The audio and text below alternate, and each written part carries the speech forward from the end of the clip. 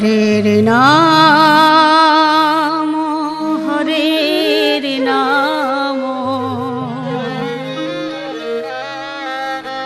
হরের নামৈব কেবলম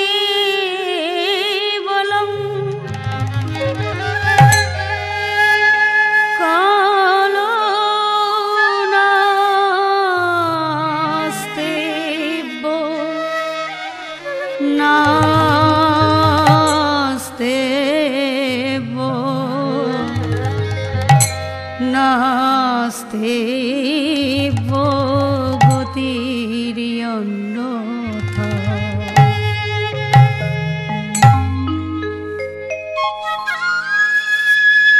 হরি সংকীর্তন বিনা কলিজীবের আর কোনো গতি নেই, এই ভেবে দেবর্ষি নারদ অহর্নিশি বীণার যন্ত্রে কৃষ্ণ নামের ধ্বনি উচ্চারিত হয়।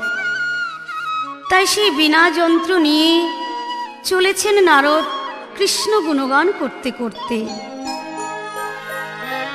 বদনে বলছে, তোমরা গাও রে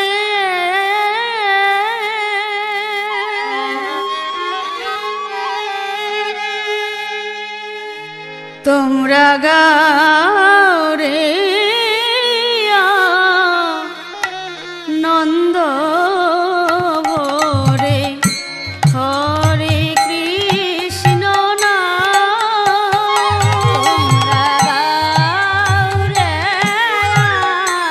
নন্দ ভরে হরে কৃষ্ণ নাম। গাও রে আনন্দ ভরে হরে কৃষ্ণ নাম। তোমরা গাও রে আনন্দ ভরে হরে কৃষ্ণ নাম। মুখে হরে কৃষ্ণ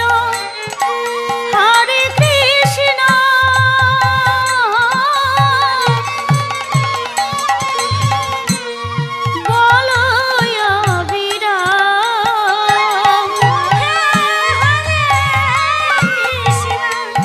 হরে কৃষ্ণ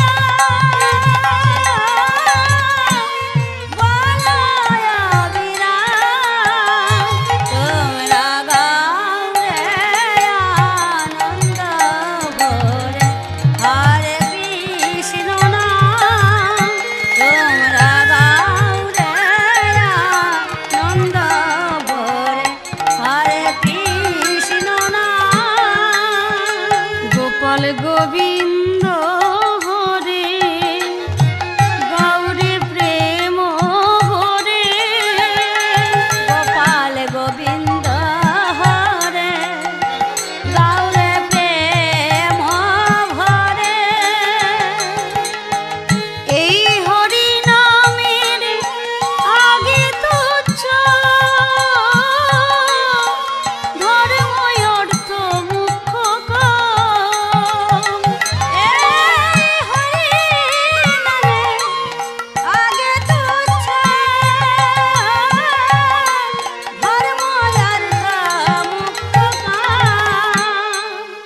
তোমরা গাও রে আনন্দ ভরে হরে কৃষ্ণ নাম। তোমরা গাও রে আনন্দ ভরে হরে কৃষ্ণ নাম। 84 লক্ষ জনি ভ্রমণ করি একাকিনী। 84 লক্ষ জনি ভ্রমণ করি একাকিনী। এই নরদেহ বপুখানি কৃষ্ণ ভজে বারতরে। নারদ মুনি বলে শুনো, গোলকের প্রেম ধন হরি নাম সংকীর্তন জগজীবের ঘরে ঘরে।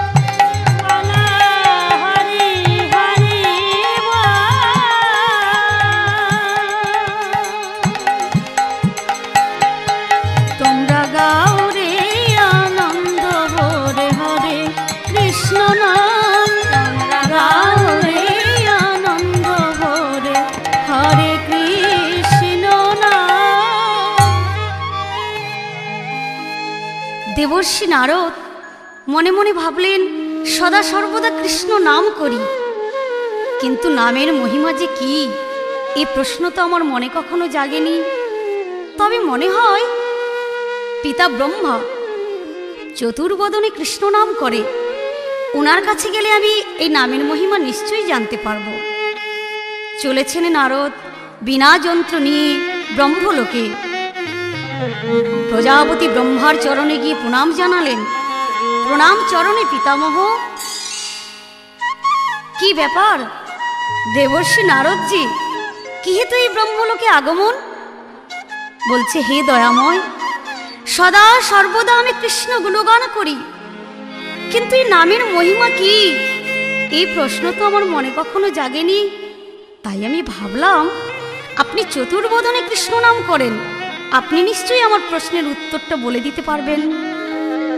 ব্রহ্মা হেসে বলে, নারদ, আমি চতুর্বদনে নাম করি বটে, কিন্তু নামের মহিমা আমি জানি না নারদ, আমি জানি না। তবে এক কাজ করো, মহেশ্বর ছাই ভস্য মেখে এই নামের ভাবে বিভোর হয়ে শ্মশানে মশানে বসে থাকে।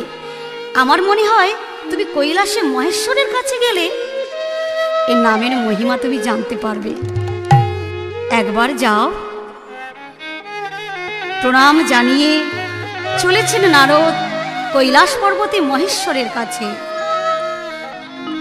নারদ চলে রে শিব বলিয়া, নারদ চলে রে শিব বলিয়া, নারদ চলে রে শিব বলিয়া, নারদ চলে রে শিব বলিয়া।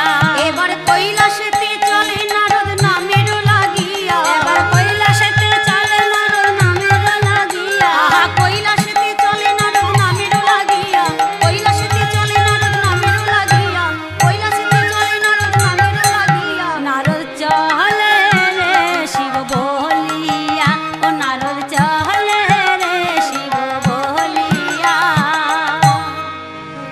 দেবর্ষি নারদ এবার চলেছে কৈলাস পর্বতে, চরণে গিয়ে প্রণাম জানালেন। মহেশ্বর বললেন, নারদ, কি হেতু এই কৈলাসে আগমন? বলছে, দয়াময়, পঞ্চবদনে আপনি কৃষ্ণ নাম করেন, আমিও কৃষ্ণ নাম করি, কিন্তু নামের মহিমা যে কি তা তো আমি জানি না। তাই জানবার তোরে আপনার কাছে চলে এলাম। কৃপা করে যদি এর মহিমা বলেন তবে আমি ধন্য হই। মহেশ্বর বলে, নারদ, পঞ্চবদনে কৃষ্ণ নাম করি আমি, এই নামের ভাবে বিভোর হয়ে আমি শ্মশানে মশানে ঘুরে বেড়াই, কিন্তু কৃষ্ণ নামের গুণ যে কি আমি জানি না নারদ, আমি জানি না। তবে যার নাম যদি তার কাছে যেতে পারো নিশ্চয়ই নামের গুণ তুমি জানতে পারবে। একটিবার যাও।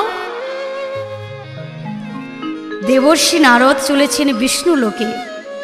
প্রণাম জানালেন প্রভুর চরণে। হে দয়াময়, হে কৃপাময়, সারা জগৎ তোমার এই কৃষ্ণ নামের ভাবে বিভোর হয়ে বিষয় ছেড়ে সংসার ত্যাগ করে বৃক্ষতলা সার করেছে, কিন্তু প্রভু গো, কৃষ্ণ নামের গুণ যে কি তা তো কেউ জানে না দয়াময়, আমিও জানি না। তাই এই নামের মহিমা জানার তরে আপনার কাছে চলে এলাম। কৃপা করে আমায় বলুন দয়াময়, আমায় বলুন। প্রভু বললেন, নারদ, তুমি নামের মহিমা জানতে আমার কাছে এসেছো? আমিও তো বলতে পারবো না। আমার নামকে ভালোবেসে, আমাকে ভালোবেসে যারা সর্বস্ব ত্যাগ করেছে তাদের কাছে যাও, গেলে তুমি নিশ্চয়ই জানতে পারবে। তোমায় মর্তধামে যেতে হবে নারদ। মরতে গেলে তুমি কৃষ্ণ নামের গুণ কি, কৃষ্ণ নামের মহিমা কি তুমি নিশ্চয়ই জানতে পারবে। নারদ, শুধু তুমি নয়, আমরা চারজন মিলেই একই সঙ্গে এই দেবতার বেশ পরিত্যাগ করে ভিখারি ব্রাহ্মণের বেশ ধারণ করে যাব সেই মর্তধামে নামের মহিমা জানার তরে। এদিকে অবন্তী নগরে শান্তিপুর নামে এক মুনি বাস করতেন। প্রত্যহ অতিথি সেবা না দিয়ে কোনো দিনও সেবা গ্রহণ করতেন না। সেদিন অতিথি সেবা দেওয়া হয়ে গেছে, নিজেদেরও সেবা হয়ে গেছে। সেবা দেওয়ার পর গোবিন্দের চরণে আত্মনিবেদন করে বলে, হে গোবিন্দ, এইভাবে জনমে জনমে যেন আমি অতিথি সেবা দিতে পারি। অতিথি সেবা বয়ে আর আমি অন্য কিছু চাই না দয়াময়, আমি আর অন্য কিছু চাই না। তুমি এটুকু থেকে আমায় বঞ্চিত করো না প্রভু, বঞ্চিত করো না প্রভু গো। হে দয়াময়, কবে যে তোমার কৃপা হবে সেই আশায় আমি আজও বসে আছি প্রভু। হে দয়াময়, মঙ্গলময় তুমি, শ্রী মধুসূদন,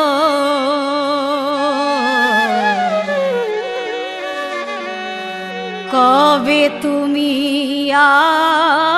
আসবে গো মম হৃদি বৃন্দাবনে, আধার গগনে, কবে দীপ শিখা জ্বালবে।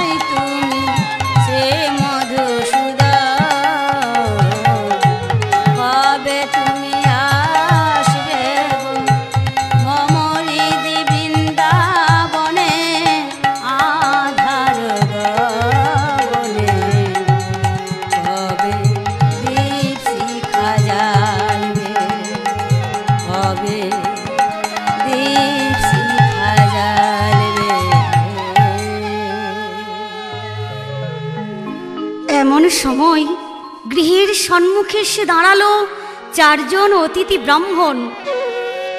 বলে, হে মুনিবর, আমরা বড় ক্ষুধার্ত, তাই সেবা পাওয়ার লাগিয়ে আপনার গৃহে চলে এলাম। কৃপা করে যদি সেবা দেন তবে আমরা ধন্য হই। শান্তিপুর মুনি সযত্নে আসন করে দিয়ে চরণে প্রণাম জানিয়ে বললেন, হ্যাঁ হ্যাঁ, নিশ্চয় নিশ্চয়ই, আপনাদের নিশ্চয়ই সেবা দেব। আপনারা একটু অপেক্ষা করুন, আমি নিশ্চয়ই সেবা দেব। আসন করে দিয়ে গৃহের মধ্যে গিয়ে মনে মনে ভাবছি, ঘরে তো এক মুষ্টিও তন্ডুলি নেই যে আমি অতিথি ব্রাহ্মণদের সেবা দেব। পুত্র মধুমঙ্গলকে ডেকে বলছি, ওরে মধু, আয় বাবা, আমার কাছে আয়, ওরে আমার কাছে আয়। ছেলে বলে, বাবা তুমি অমন করে আজ কাঁদছো কেন? আজকে তো আমাদের অতিথি সেবা দেওয়া হয়ে গেছে, তবে তোমার হলোটা কি? বলছি, ওরে বাবা, সেবা তো আজ হয়ে গেছে, কিন্তু গৃহে যে 4 জন অতিথি এসেছে রে বাবা, ওনারা বলছি আমরা বড় ক্ষুধার্ত, সেবা পাওয়ার লাগি এলাম, কিন্তু ঘরে যে এক মুষ্টিও তন্ডুলি নেই, আমি কি দিয়ে সেবা দেব? ওরে তবে কি এতদিন পর আমার সেবা ধর্মের অবমাননা করা হবে? ছেলে বাবাকে সান্ত্বনা দিয়ে বললেন, বাবা এর জন্য তুমি এত চিন্তিত? শোনো শোনো, ভিক্ষার ঝুলিটি আমায় দাও, আমি গিয়ে 2-4 ঘরে ভিক্ষা করে আনলেই তো হয়ে যাবে। দাও দাও দাও, তুমি চিন্তা করো না তো, আমায় দাও। তুই পারবি? কেন পারবো না? তুমি আমার বাবা হয়ে যদি ভিক্ষা করে এনে অতিথি সেবা দিতে পারো, আমি তোমার পুত্র হয়ে একদিনের জন্য ভিক্ষা করতে পারবো না? তাছাড়া তুমি যেদিন থাকবে না, তোমার অবর্তমানে এই অতিথি সেবা তো আমায় দিতে হবে বাবা। হ্যাঁ হ্যাঁ হ্যাঁ, তুই ঠিক বলেছিস বাবা, এই তো আমার পুত্রের মতো কথা বলেছিস। যা যা যা, ওরে আর দেরি করিস না, তুই শীঘ্র করে ভিক্ষা করে আন বাবা। ভিক্ষার ঝুলি কাঁধে নিয়ে মধু চলেছে মথুরায় ভিক্ষা করতে। প্রতি ঘরে গিয়ে বলছে দরজার সামনে, ও মা গো, আমায় 2টি ভিক্ষা দেবে? দাও না গো, অতিথি সেবা দেওয়ার জন্য তোমাদের দ্বারে এসেছি, দাও দাও দাও, আমায় ভিক্ষা দাও।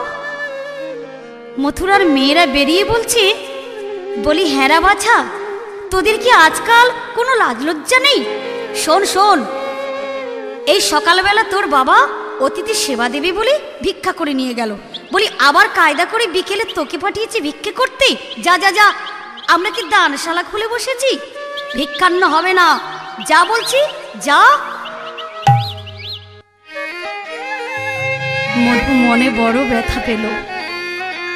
ভাবছি, বাবার মুখে শুনেছিলাম আজও পর্যন্ত বৃন্দাবনে কেউ কোনো পশুপক্ষী অভুক্ত অবস্থায় দিন কাটায় না।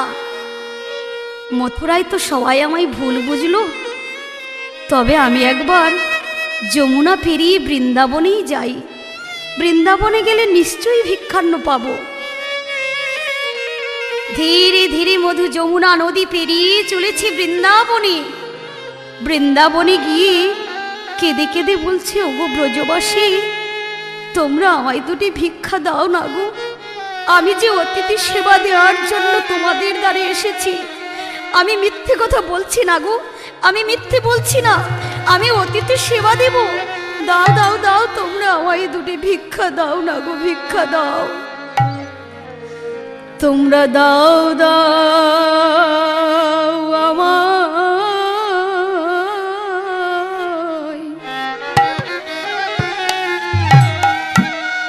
আমায় ভিক্ষা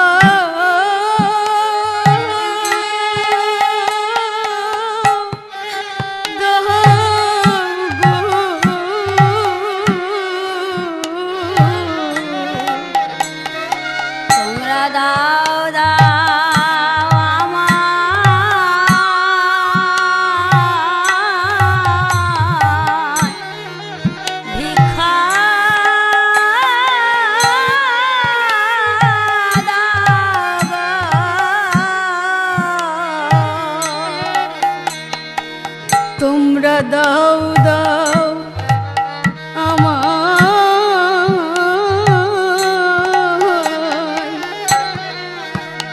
আমায় ভিক্ষা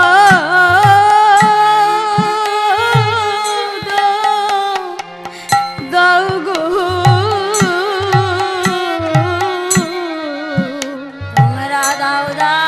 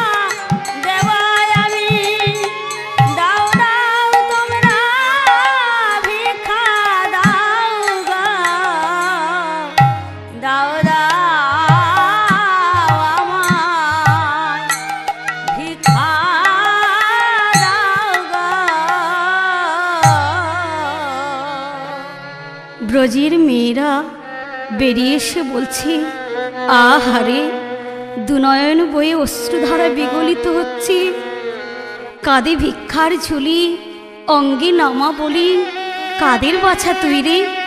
এত সুন্দর দেখতে, কেন কাঁদছিস? ভিক্ষান্ন লাগি? আয় বাবা আয়, আয়, তোকে আমরা সবাই মিলে ভিক্ষান্ন দেব, কাঁদিস না, আয় আয়। বৃন্দাবনের মেয়েরা মধুকে চাল ডাল দিয়েছে, আনন্দ যেন তার আর ধরে না। অতিথি সেবা দেবে, ভিক্ষার পুটলিটিকে ভালো করে বেঁধে নিয়ে যমুনা নদী পেরিয়ে যাবে মধু। মনে মনে বলছে, হে গোবিন্দ, তোমার দয়ার তুলনা নেই, মথুরায় দিল না, কিন্তু দেখো দেখো বৃন্দাবনের মেয়েরা আমায় কত ভিক্ষান্ন দিয়েছে। ভিক্ষান্নার পুটলি মাথায় করে নিয়ে চলেছে মধু। মন আমার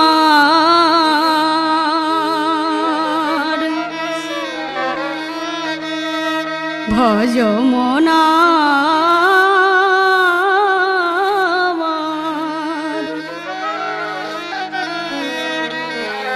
গোবিন্দ চরণ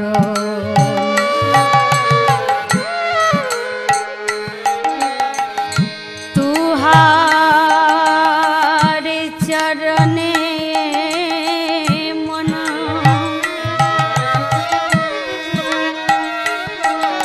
মনলা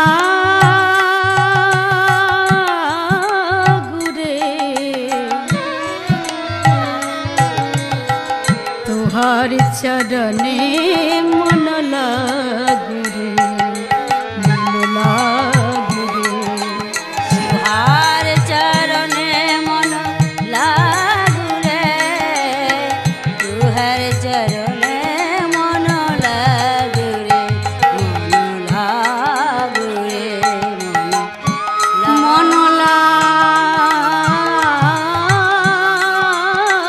रे,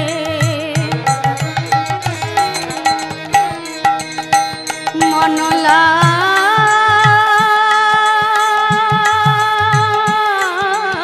रे, मन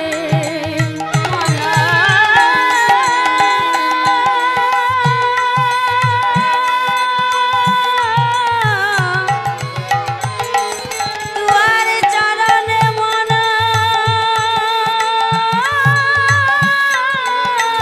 लागु रे,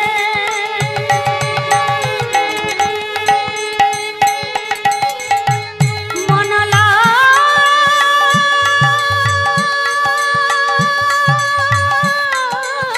रे, मन लागु, मन लागु लागु लागु लागु रे, मन लागु रे,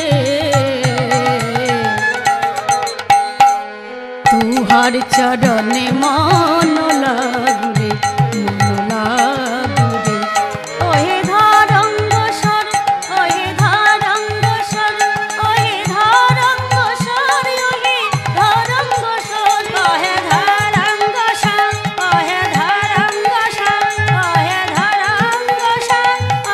धारंग सर, ओहे धारंग सर, ओहे धारंग सर, ओहे धारंग सर, ओहे धारंग सर, तोहर चरणे मन लागु रे, तुहार चरणे मन लागु रे, मन लागु रे, मन लागु रे, मन लागु रे।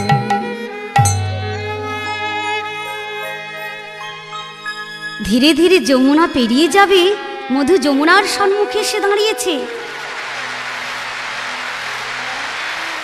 এদিকে ভগবান মনে মনে চিন্তা করছেন, এত তাড়াতাড়ি যদি ভিক্ষা করে এনে সেবা দিয়ে দেয়, তবে তো কৃষ্ণ নামের গুণ কি দেবর্ষি নারদ, মহেশ্বর, ব্রহ্মাকে আমার জানানোই হবে না।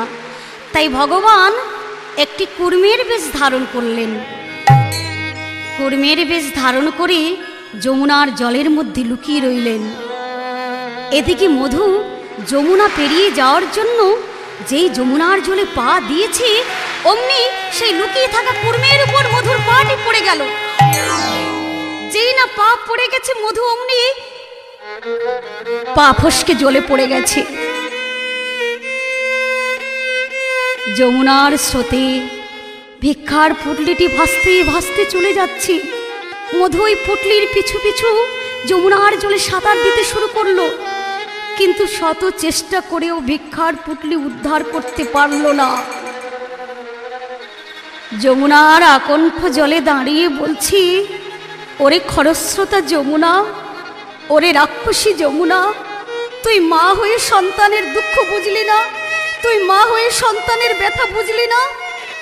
আমি যে কত কষ্ট করে বৃন্দাবন হতে অতিথির সেবা দেব বলে ভিক্ষা করে এনেছিলাম, তুই মা হয়ে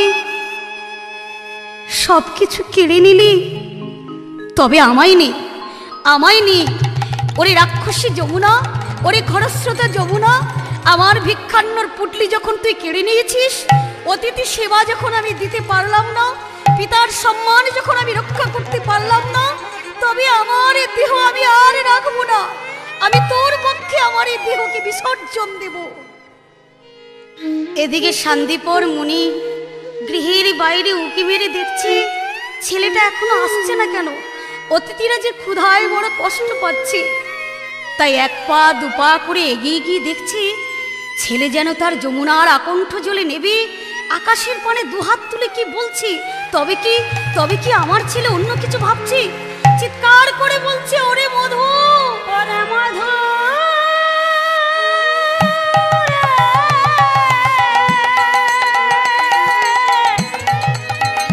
ওরে মধু, ওরে তুই যে আমার একমাত্র অবলম্বন, ওরে আমার প্রাণে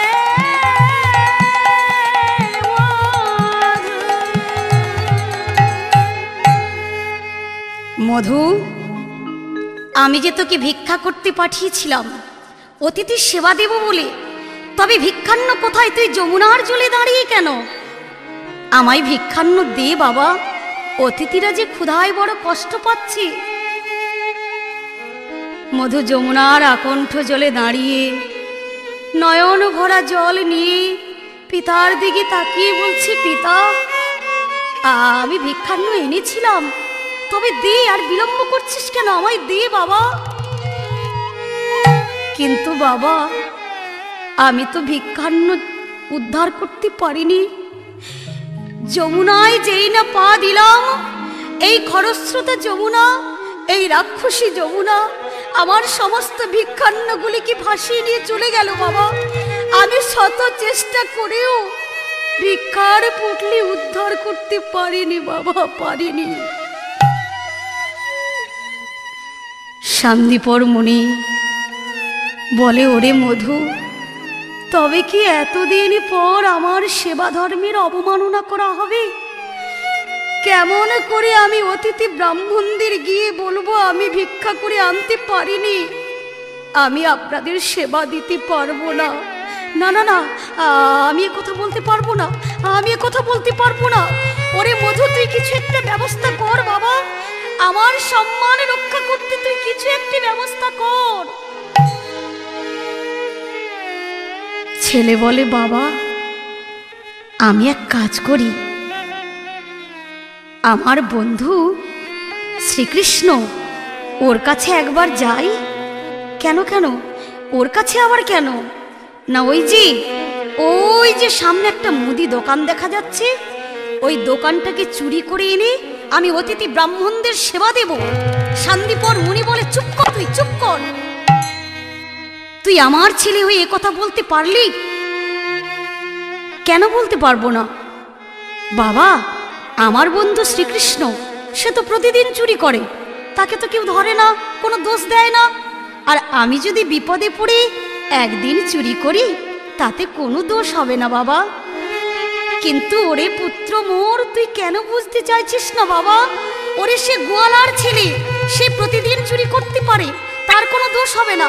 কিন্তু তুই যে ব্রাহ্মণের ছেলে, তোর চুরি করার স্বভাব পায় না রে বাবা। তুই ও কথা ভুলে যা।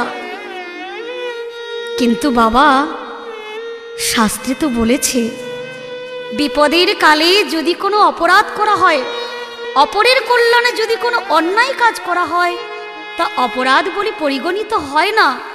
তাই শোনো, তুমি একটু অপেক্ষা করো, আমার বন্ধুর কাছ থেকে আমি চুরিবিদ্যাটা শিখেই আসি, তাহলে আর ধরা পড়ব না। ছেলের কথা শুনে বাবা বলে, তাই যা বাবা, এই বিপদের দিনে তুই যা বলবি আমি তাই শুনবো রে বাবা। এই বিপদের কালে তুই যা বলবি আমি তাই শুনবো। যা যা যা, শীঘ্র করে যা। চলেছে মধু ধীরে ধীরে সখা কৃষ্ণের সঙ্গে দেখা করিবার তরে, দেখা করিবার তরে। কিন্তু যশোমতী মাই আমার তার ছেলেকে কোলে নিয়ে ননি খাওয়াচ্ছে। মধু দেখলো সারাদিন পর গোপালকে ননি খাওয়াচ্ছে তার মা, যদি ডেকে ফেলে মা রাগ করবে না, তাই দরজার আড়াল থেকে চুপি চুপি করে ডাকছে, সখা, ও সখা, আমার বড় বিপদ রে, তুই একটিবার বেরিয়ে আয় না। ওরে, আমি যে বড় বিপদে পড়ে তোর কাছে এসেছি। ভক্ত ডাকলে ভগবান কি স্থির থাকতে পারে? ননি খেতে খেতে চাতুরালি করে ভগবান শ্রীকৃষ্ণ আমার মায়ের কোলে ঘুমিয়ে পড়লেন। মা ভাবলেন ছেলেটা ঘুমিয়ে গেল, না খেয়ে ঘুমিয়ে পড়েছে। বেশ বেশ, যা যা, তোরা ক্ষীরস্বর্ণনি নিয়ে যা, ঘুম থেকে উঠলে আমি আবার ওকে খাইয়ে দেব, যা। যেই না মা ছেলেকে শুইয়ে দিয়ে একটু আড়াল হলো, অমনি উঠে বলছে, মধু, এই মধু, বলি এত ডাকাডাকি করছিস কেন? তোর হলোটা কি? মধু বলছে, সখা, আমার বড় বিপদ হয়েছে জানিস। বাবা, তোর আবার কি বিপদ হলো আমায় বল। বাবা 4 জন অতিথি ব্রাহ্মণদের সেবা দেবেন বলে বসিয়ে রেখেছে, কিন্তু তুই তো জানিস বাড়িতে কিছুই নেই, তাই কি করে সেবা দেব বল। ও, এই কথা, ঠিক আছে ঠিক আছে, তুই এখানে অপেক্ষা কর, আমি চাল ডাল লুকিয়ে এনে তোকে দিচ্ছি, তুই নিয়ে গিয়ে সেবা দিয়ে দিবি। মধু বলে, না না না, তা হবে না। তুই 1 দিন দিবি, 2 দিন দিবি, কিন্তু তারপর যদি এমন বিপদে পড়ি তখন কি হবে? তাই বলি কি, তোর ওই বাঁশিটা আমায় দে। মধু, বাঁশি নিয়ে কি করবি? কেন, আমি বাজাবো। বাবা, তুই আবার বাঁশি বাজাতে জানিস নাকি? জানি তো, তুই বাজাতে জানিস না, আমিই জানি, তাই বলছি আমায় দিয়ে দে বাঁশিটা। আমি বাজাতে জানি না, আমি কেন বলবো, তোর রাধাই তো বলে। আমার রাধা বলে? হ্যাঁ হ্যাঁ, বলেছিল, তোর মনে নেই? সেই যে বলেছিল না, আমি মনে করিয়ে দিচ্ছি, শোন। তোর রাধা বলেছিল, ওগো শ্যাম, তুমি বাঁশি বাজানো জানো না, ওগো শ্যাম, বাঁশি বাজানো জানো না, ওগো শ্যাম, বাঁশি বাজানো জানো না, ওগো শ্যাম, বাঁশি বাজানো জানো না। তুমি ওপার হতে বাজাও বাঁশি, এপার হতে শুনি, ওপার হতে বাজাও বাঁশি, ওপার হতে শুনি। অবলা নারী আমি, সাঁতার নাহি জানি, বাঁশি বাজানো জানো না, ওগো শ্যাম, বাঁশি বাজানো জানো না। যখন আমি বৈশা থাকি গুরুজনার মাঝে, যখন আমি বৈশা থাকি গুরুজনার মাঝে, যখন আমি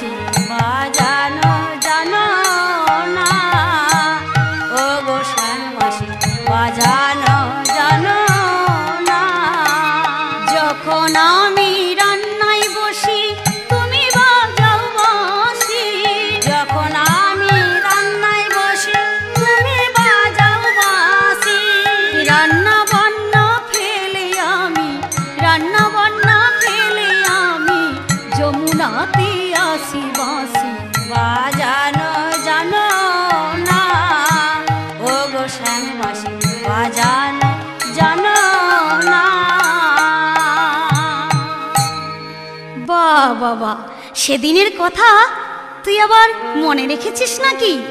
মনে আবার রাখবো না? যাকগে, এত কথায় কাজ নেই, বাঁশিটা আমায় দে বলছি।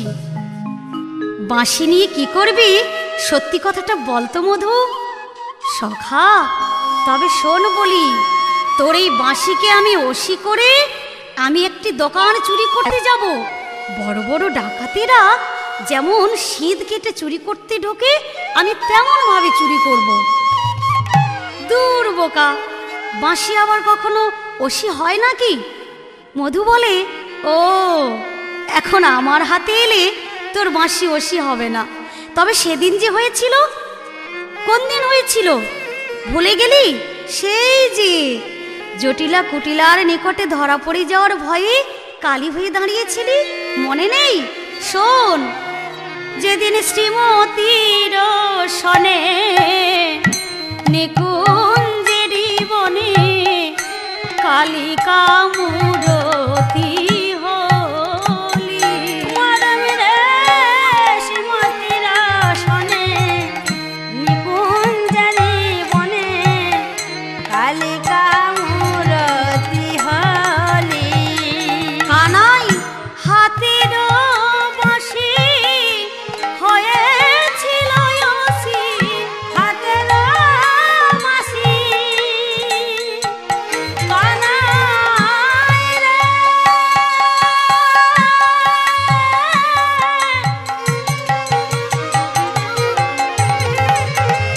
ওরে কানের কানাই,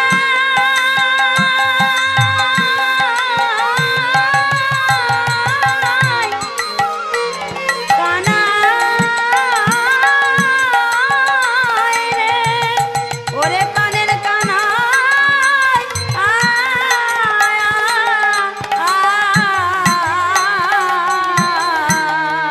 হাতের বাঁশি হয়েছিল ওসি, সেদিন হাতের বাঁশি হয়েছিল।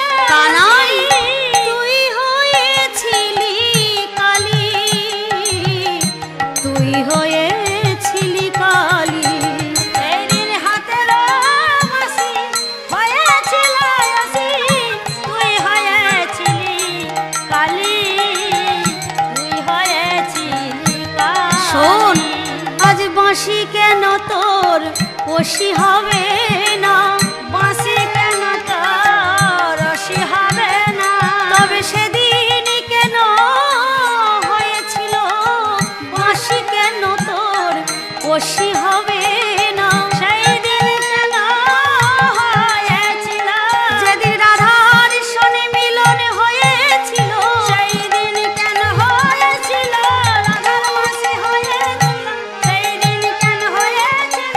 আজ বাঁশি কেন তোর ওসি হবে না? ও, সেই দিন হয়েছিল বলে তাই আজ তুই বাঁশি নিয়ে ওসি করবি? তবে যা যা যা, তাতেই যদি তোর অতিথি সেবা দেওয়া হয়, নিয়ে যা বাঁশি, নিয়ে যা। তবে আসি রে সখা, আর বিলম্ব করব না। মধু তাড়াতাড়ি করে পিতার কাছে এসেছে।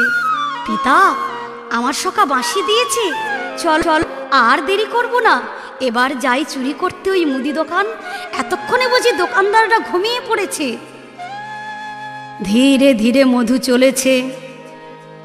ওই দোকানের সম্মুখে গিয়ে বাঁশিটিকে ওসি করে দেয়ালটিকে গোল করে কেটে মধু পায়ের দিক দিয়ে দোকানের ভেতরে প্রবেশ করেছে। দেখল সকল দ্রব্য সাজানো রয়েছে। মধু মেপে মেপে নিচ্ছে গো। চারজনের যা দরকার তার বেশি করে সে নিচ্ছে না। দেখবেন, যারা প্রকৃত মাধুপুরী পরে দিনাতিপাত করে, একদিনের যা দরকার তার বেশি যেমন ভিক্ষা করেন না, তেমনি মধুও চারজনের যা প্রয়োজন তার বেশি করে সে নিচ্ছে না। সকল দ্রব্য নিয়ে পুটলিটি বেঁধেছে, তবুও ভগবান পরীক্ষা করছে ভক্তকে, যে এত তাড়াতাড়ি সেবা দিলে নামের মহিমা কি আমি বোঝাতে পারবো না। তাই দৈববাণী করে বলছে, ওগো মুদি দোকানদার, আর কাল নিদ্রায় থেকো না, এবার নিদ্রা ভঙ্গ করো। দেখো দেখো, তোমাদের দোকান চুরি হয়ে গেল। চোর চোর চোর চোর। মুদি দোকানিরা তাড়াতাড়ি করে ঘুমের ঘোরে দেখলো সত্যি সত্যি তাদের দোকান হতে কেউ যেন একজন বেরিয়ে যাচ্ছে। বলছে, এই ওই যে যাচ্ছে রে, কেউ একজন বেরিয়ে গেল রে, ওরে যাচ্ছে রে, চুরি হয়ে গেল রে, ওরে ধর ধর ধর, ওরে ধর। ছুটে এসে ধরে ফেললো মধুর দুটি পায়ে। মধুর মহা বিপদ ঘটে গেল। তখন মাত্র মধু দোকান হতে তার মস্তকটা বের করেছে বাবার হাতে ভিক্ষার পুটলিটি দিয়ে। পিতা বলে, আর বিলম্ব করিস না, তাড়াতাড়ি বেরিয়ে আয়।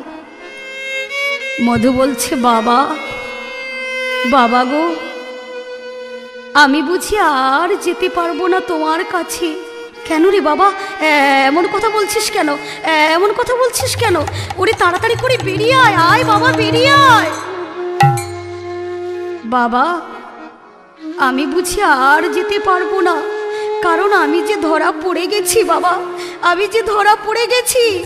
কি বলছিস তুই? চমকে উঠলেন শান্তিপর মুনি। ওরে মধু, কাল প্রভাতে যখন প্রতিবেশীরা জানতে পারবে শান্তিপর মুনির ছেলে মধুমঙ্গল চোর, এই অপবাদ, এই অপমান আমি কেমন করে সইব রে বাবা, আমি কেমন করে সইব? আমি তোকে সাহায্য করছি, তুই যেমন করে পারিস তাড়াতাড়ি করে বেরিয়ে আয় বাবা, তাড়াতাড়ি করে বেরিয়ে আয়। মধু এক হস্ত দিয়ে দেওয়ালটিকে জড়িয়ে ধরেছি, আর এক হস্ত পিতার চরণ দুটি জড়িয়ে বলছি, বাবা গো, আমি ধরা যখন একবার পড়ে গেছি, আমি আর যেতে পারবো না। মুদি দোকানদাররা যেভাবে আমাকে টানছে, ওরা আমাকে ভেতরে টেনে নেবে, আমি আর তোমার কাছে যেতে পারবো না। তবে কি হবে রে মধু? আমি অপরাধ করলাম, তুই অপরাধ করলি, এর জন্য কি সারা ব্রাহ্মণ সমাজে কলঙ্কিত হবে? ওরে আমি যে অপমান অপরাধ সহ্য করতে পারবো না। মধু বলছে, বাবা, কাল প্রভাতে তোমার ছেলে মধুমঙ্গল চোর বলে যাতে কেউ না চিনতে পারে, তার জন্য আমি তোমাকে একটি উপায় বলতে পারি। কি উপায়? বল রে বাবা, কি উপায় তুই বল। বাবা, আমি তোমার ছেলে বলে যাতে কেউ না চিনতে পারে, তাই তুমি আমার মস্তকটি কেটে নিয়ে চলে যাও বাবা, তুমি চলে যাও। শান্তিপর মুনি বলছি, চুপ কর, চুপ কর তুই, আমি পারবো না, আমি এ কাজ করতে পারবো না। ওরে, আমি যে তোর পিতা, আমি পিতা হয়ে কি পুত্রের মস্তক কেটে নিয়ে যেতে পারি রে বাবা, যেতে পারি? তুই যদি আমার মতো পিতা হতিস তবে বুঝতে পারতিস। যত সহজ করে কথাটা বলতে পারলি, অত সহজ নয় রে বাবা, আমি পারবো না, তুই অন্য কিছু বল। আমি পারবো না রে মধু, আমি পারবো না, আমি পারবো না। বাবা, মহাভারতে দাতা কর্ণ পদ্মাবতী, শোনোনি কি তাদের কথা? অতিথির সেবা দেওয়ার নিমিত্তে তারাও যে আপন পুত্রকে কেটে ভগবানকে দিয়েছিল সেবা। তোমায় তো তেমন পরীক্ষায় ফেলতে হয় না বাবা। বাবা গো, তাই এই আমার মস্তক কেটে নিয়ে তুমি চলে যাও, শুধু ভগবানের কাছে একটু প্রার্থনা করো, শুধু এ জনমে নয়, প্রতি জনমে জনমে যেন আমি তোমার মতো পিতার কোলে ফিরে আসতে পারি। বাবা, আমি যখন খুব ছোট্ট ছিলাম, মায়ের অঞ্চলে পেশচাপ করে দিতাম, মা শুকনো অংশটা আমার অঙ্গে চাপিয়ে ভেজা অংশটা নিজের অঙ্গে নিয়ে বলতো, ওরে মধুরে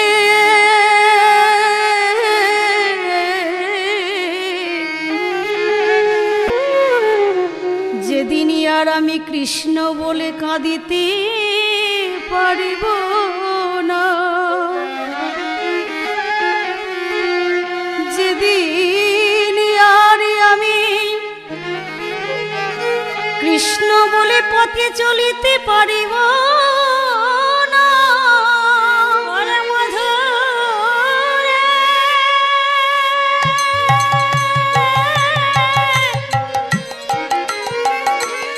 সেদিন তুই আমার কর্ণমূলে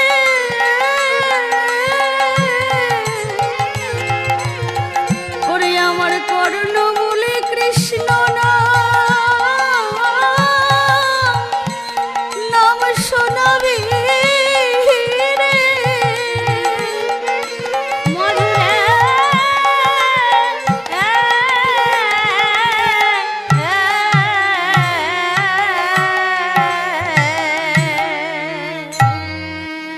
বাবা, মাকে আমার শেষ প্রণাম জানিয়ে বলো, আমি মায়ের শেষ ইচ্ছে পূর্ণ করতে পারলাম না, তিনি যেন আমায় ক্ষমা করেন। শান্তিপর মুনি বলছে, ওরে তুই শান্ত হ বাবা, তুই শান্ত হ, তোর কথা আমি সহ্য করতে পারছি না। পুত্র বলছি, বাবা তুমি আর বিলম্ব করো না, তাড়াতাড়ি করে আমার মস্তক কেটে নিয়ে চলে যাও। মুদি দোকানিরা আমায় যেভাবে টানছে ওরা আমায় ভেতরে টেনে নেবে বাবা, আমি বুঝি ধরা পড়ে যাব।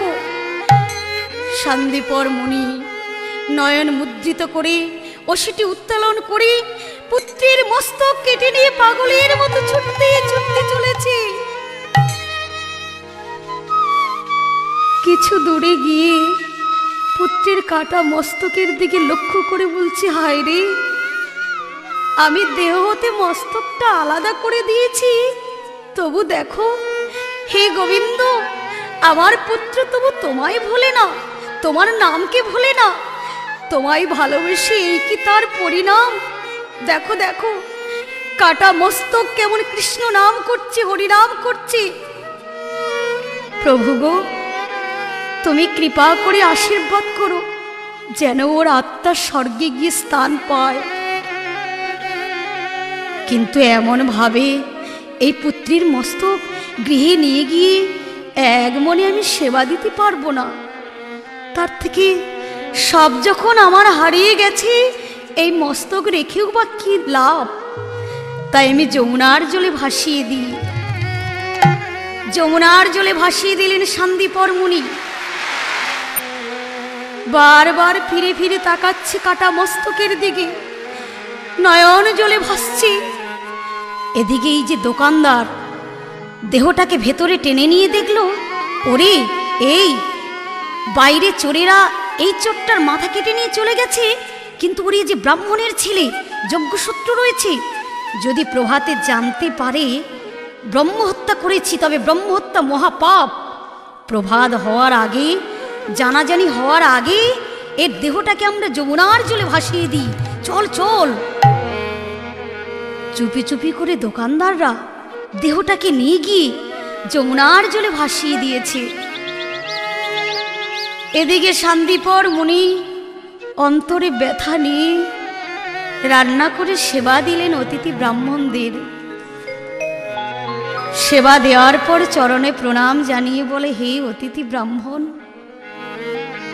প্রকাশ করে কাঁদতে পারছি না, মনে মনে বলছি আমি যা হারিয়েছি এ জন্মে তো ফিরে পাবো না, একটি বারের জন্য আমায় আশীর্বাদ করে যান, যেন আর জন্মে আমি আমার সেই সেরা ধনকে ফিরে পাই, একটি বারের জন্য আশীর্বাদ করে যান। ভগবান বললেন, ধন্য ধন্য তুমি শান্তিপর মুনি, ধন্য তোমার সেবাদান, আশীর্বাদ করি, যা হারিয়েছ অচিরেই ফিরে পাবে। নারদ বললেন, প্রভু আশীর্বাদ তো করলেন, এবার সন্তানকে ফিরিয়ে দেন পিতার কোলে, যদি না ফিরিয়ে দেন আমি বুঝবো তোমায় যে পৃথিবীর মানুষ দীনদয়াল বলে ভক্তাধীন ভগবান বলে, কাঙালের ঠাকুর বলে তা মিথ্যে বলে, তাই তুমি ফিরিয়ে দাও প্রভু, কৃপা করে ফিরিয়ে দাও। ওই পিতার পুত্রহারা কান্না আমি যে সহ্য করতে পারছি না। যোগমায়াকে স্মরণ করলেন প্রভু, হে যোগমায়া, তোমা ব্যতীত আমি কোনো লীলা করি না, তাই ওই মধুর কাটা দেহ কাটা মস্তক যমুনার জলে পাক টানে ঘোরাঘুরি করছে, তুমি এক জায়গায় যোগাযোগ করিয়ে দাও। প্রভু আজ্ঞা পেয়ে যোগাযোগ করিয়ে দিলেন। প্রভু তাতে প্রাণের সঞ্চার দিলেন। প্রাণ ফিরে পেয়ে মধু যমুনার জলে ভাবছে, আমি যমুনার জলে কেন? আমি আমার বাবার সঙ্গে দোকান চুরি করতে গিয়েছিলাম। ওহো, বুঝেছি, বাবাকে যে বলেছিলাম আমার মস্তক কেটে নিতে, বাবা বুঝি তাই করেছিল। তাই তাড়াতাড়ি করে উঠে চলেছে যে দোকানটা চুরি করেছিল, ওই দোকানের পাশ দিয়ে। পথের ধুলোয় পড়ে আছে সখা কৃষ্ণের রক্ত মাখানো অসি, তার সখার বাঁশি সাগ্রহে তুলে নিল আদর করে। ভাতাকে বাঁশিটা ফিরিয়ে দিই, তারপর বাবার কাছে যাব। কৃষ্ণের কাছে যেই দিল বাঁশি ফিরিয়ে দিতে, বলছে, কিরে মধু, অতিথির সেবা দেওয়া হয়ে গেল? বলে, বাবা বুঝি এতক্ষণে সেবা দিয়ে দিয়েছে। কৃষ্ণ বলছে, তুই কোথায় ছিলি? আমি আমার কোথায় থাকবো, আমি তো তোর কাছে আসছিলাম। ভগবান বলে, মধু, তুই আমায় কি বলবি রে? এই জগতে যাহা কিছু ঘটনা ঘটে সব আমার ইচ্ছেতেই ঘটে।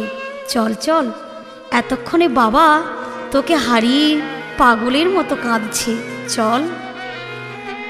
শান্তিপর মনি দরজার সামনে বসে হাহুতাশ করছে, পুত্র পুত্র বলে পাগলের ন্যায় নয়ন জলে ভাসছে। হে ভগবান, হে দয়াময়, হে কৃপাময়, তুমি বলে দাও,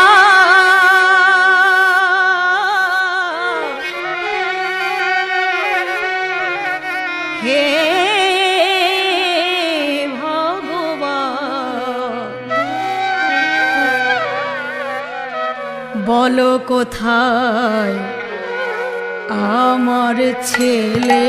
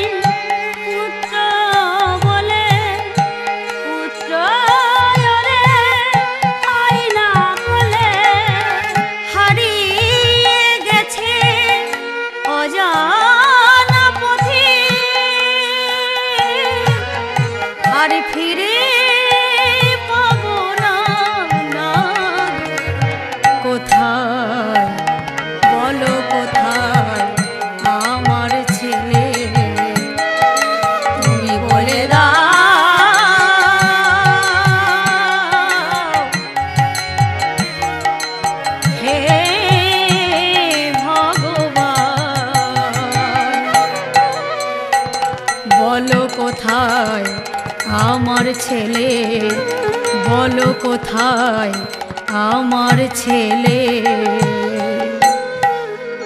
পুত্র পুত্র বলে কাঁদছি।